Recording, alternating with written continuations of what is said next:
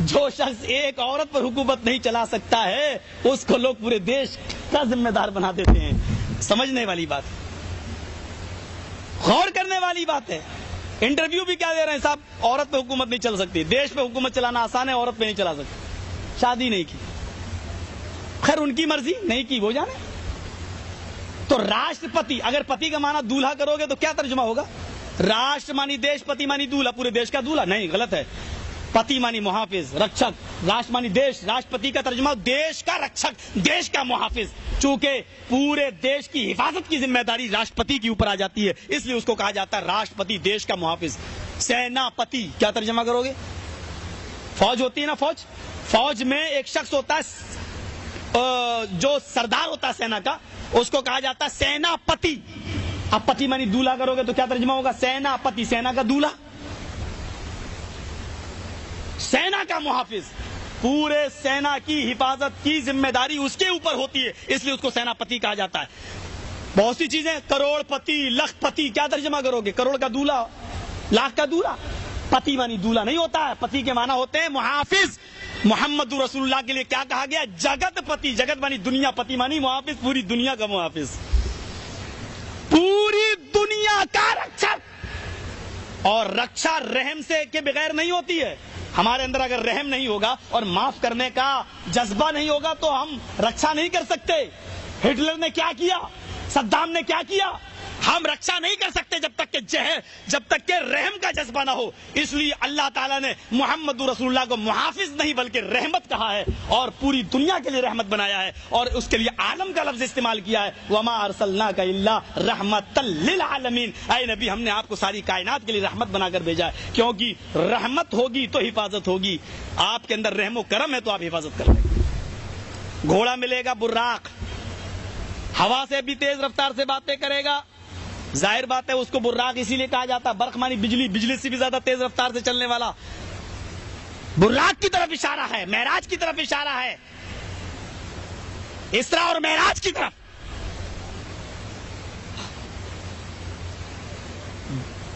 اس منتر کو ذرا غور سے سنیے، لمبا منتر ہے.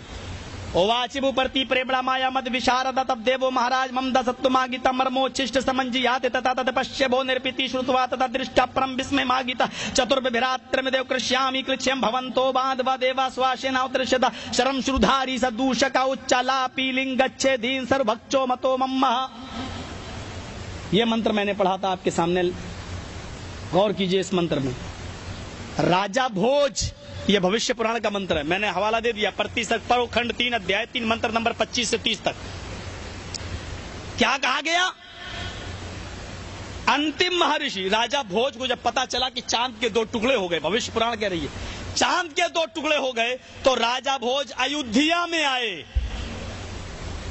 ایودھیا، دیکھیے ایودھیا کس کو کہتے ہیں؟ ہمارے یہاں ایک جگہ کا نام ہے ایودھیا. بابری مسجد اور رام جنم بھومی کا جو مسئلہ چل رہا ہے، میں اس کے قریب کا رہنے والا ہوں. اٹاوا لوگ جانتے، یو پی میں وہ بھی پڑتا ہے. وہ ایودھیا ہے، اس کو ایودھیا نہیں کہا گیا، ویدوں میں ایودھیا لکھا، ایودھیا. وہ ایودھیا ہے، فرق ہے دونوں میں. راجا بھوج ایودھیا ہے. ایودھیا کس کو کہا گیا؟ میننگ دیکھیے، یدھ کے معنی کیا ہوتے ہیں؟ جنگ. یدھ کے معنی کیا ہوتے ہیں؟ لڑائی. اور ایودھیا ایسی جگہ جہاں جنگ نہ ہو، جہاں جنگ لڑنا حرام ہو. جیسے کہا جاتا ہے نا، یہ کام سمبھو ہے. سمبھو مانی ممکن، ہاں ٹھیک ہے سمبھو ہے، ہم کریں گے، ممکن ہے. اور کہنا ہو ناممکن تو کیا کہیں گے؟ اسمبھو، غیر ممکن، ناممکن. اچت مناسب ہے، یار اچت پیسے لگا لو، اچت. اور انوچت غیر مناسب، نامناسب. آ لگانے سے نا کا معنی پیدا ہوتا ہے. یدھ کے معنی جنگ. ایودھیا ایسی جگہ جہاں جنگ نہ لڑی جائے. اللہ نے ایسی جگہ کو دار السلام کہا ہے. واللہ یہدی الی دار السلام، اللہ تمہاری رہنمائی کرتا ہے دار السلام، سلامتی کے گھر کی. وہ مکہ ہے، مکہ جہاں جنگ لڑنا حرام ہے، جہاں قتال کرنا حرام ہے، جہاں روزانہ فائرنگ ہوتی ہو وہ امن نہیں ہے. جہاں روزانہ دنگے ہوتے ہوں وہ امن، وہ اس کو آپ ایودھیا نہیں کہہ سکتے ہیں، وہ یدھیا ہے، ایودھیا نہیں ہو سکتا. وہ جہاں روزانہ چوری ہو، ڈکیتی ہو، اس کو ایودھیا نہیں کہہ سکتے، یدھیا جنگ والی جگہ. اور یہاں کہا گیا ایودھیا، انتم رشی کہا ایودھیا، ایودھیا راجہ بھوج ایودھیا یعنی مکہ آیا.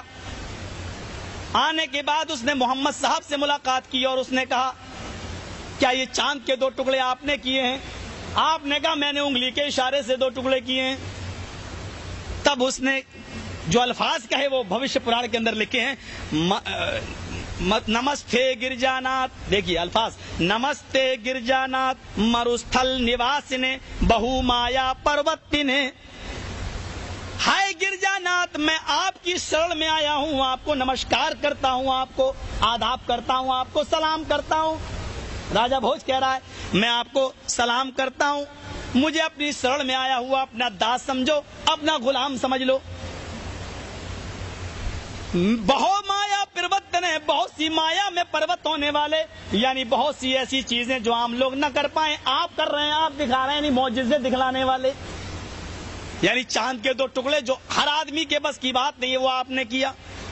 پتھر اٹھایا کنکری، ابو جہل نے پوچھا کہ بتاؤ میرے ہاتھ میں کیا ہے، اگر آپ بتا دو گے تو میں ایمان لے آؤں گا.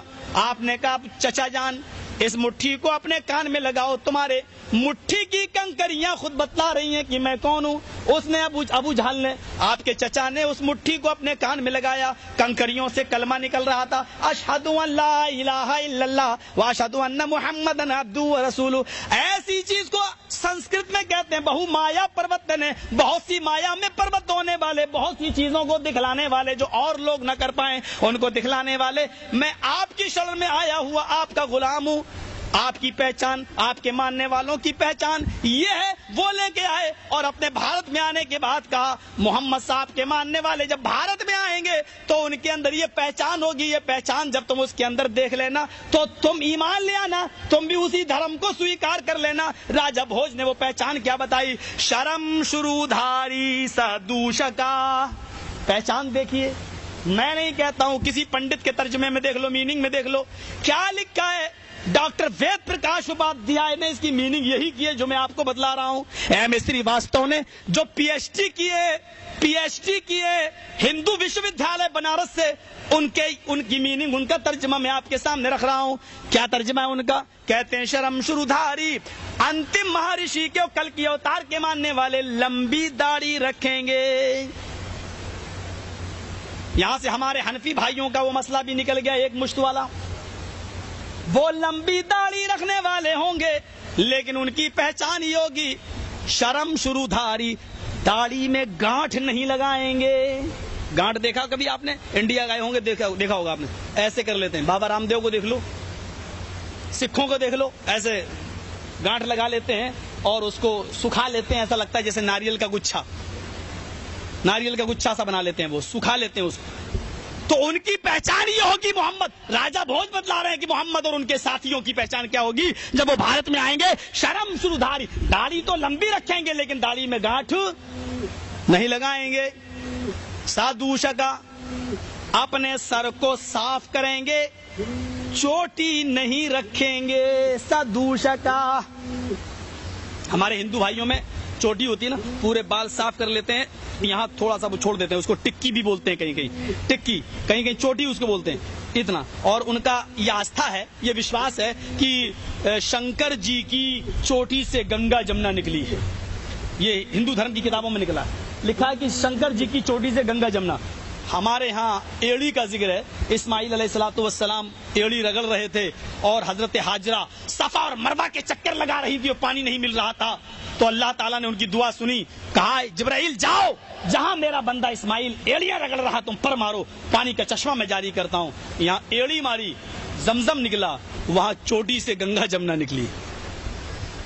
تھوڑا سا مواصلت دیکھیے، کسی حد تک یہ واقعات وہاں بہت موجود ہیں لیکن چونکہ بہت پراچین دھرم ہے اس لیے تغیر ہوا ہے، تبدیلی ہوئی ہے، یا یوں کہہ لیجیے اصلی میں ڈالڈا ملا ہے، اوریجنلٹی میں ڈپلیکیٹ کی آمیزش ہوئی ہے. یہاں چوٹی کا ورلن ہے، یہاں ایڑی کا، یہاں لمبی داڑھی کا ورلن ہے لیکن داڑھی میں گانٹھ لگانے کا نہیں. بال صاف کرنے کا بھی ذکر ہے لیکن بال میں چوٹی رکھنے کا نہیں. وہ آخری نبی کے ماننے والے جب بھارت میں آئیں گے لمبی داڑھی رکھیں گے، داڑھی میں گانٹھ نہیں لگائیں گے، بال صاف کریں گے لیکن چوٹی نہیں رکھیں گے. चोटी नहीं रखेंगे। लिंगच्छे उच्चालापी लिंगच्छे दिन, और ऊंची जगह पर उच्चालापी, ऊंची जगह पर खड़े होकर आलाप करेंगे। आलाप बोलते हैं जबान से चीखने को, अर्थात वो ऊंची जगह पर खड़े होकर आजान देंगे, जबान से चीखेंगे, अर्थात वो घंटा बजाने वाले नहीं होंगे, क्योंकि घंटा बजाने को आलाप नहीं बोला जाता है। आलाप जबान से चीखने को, जबान से बोलने को बोला जाता है। वो ऊंची जगह पर खड़े होकर आलाप करेंगे, अर्थात आजान देंगे। और आजान के शब्द भी क्या होंगे, आजान भी बताई वेदों में। वो अल्लोपनिषद देखो, उसमें आजान के शब्द क्या बताए, अस्मल्लाम इल्लल्लाह मित्रा वरुणो, इल्लल्लाह इल्लल्ले इल्लल्लाम इल्लल्ले मित्रा वरुणो, महामद रसूल रकबरस, महामद रसूल रकबरस, अस्मल्लाम इल्लल्लाह अल्लाहु अकबर इल्लल्ले इल्लल्लाम इल्लल्ले, अशहदु अल्ला इलाहा इल्लल्लाह, महामद रसूल अकबरस, अशहदु अन्ना मुहम्मदर रसूलुल्लाह। तो वो लंबी दाढ़ी रखेंगे, दाढ़ी में गांठ नहीं लगाएंगे, चोटी रखेंगे, चोटी नहीं रखेंगे, सर साफ करेंगे, चोटी नहीं रखेंगे, और आजान देंगे लिंगच्छे दीन। जाओ किसी पंडित से पूछ लो लिंगच्छे दीन का तर्जमा क्या हुआ। लिंगच्छे दीन, वो अपना खतना कराने वाले होंगे, आखिरी नबी के मानने वाले। आज भी आपकी किताबों में लिखा है आखिरी नबी के मानने वाले खतना भी कराएंगे। खतना, हिंदू भाइयों में भी खतने का जिक्र है, नहीं है तो मैं ये बात नहीं बताऊंगा। आप किसी हिंदू पंडित से यहाँ से फोन पे बात करके देखें, इंडिया नेपाल वगैरह, और पूछें कि अगर खतने का सबूत नहीं है हमारे यहाँ तो ये शिवलिंग की पूजा क्यों होती है, ये शिवलिंग कहाँ से आया। देखो पंडित आपको क्या बताता है, आपको आपकी किताब की हकीकत नहीं बताएगा, बल्कि कहेगा कि छोड़ो ये बहुत पुरानी बात है, इस तरीके की बातें बताएगा। वरना शिवलिंग, पूछो लिंग की पूजा क्यों होती है। लिंग को काटा गया बाकायदा और उसकी पूजा हो रही है, खतना हुआ है और उसकी पूजा हो रही शिवलिंग की। तो वो खतना कराने वाले होंगे।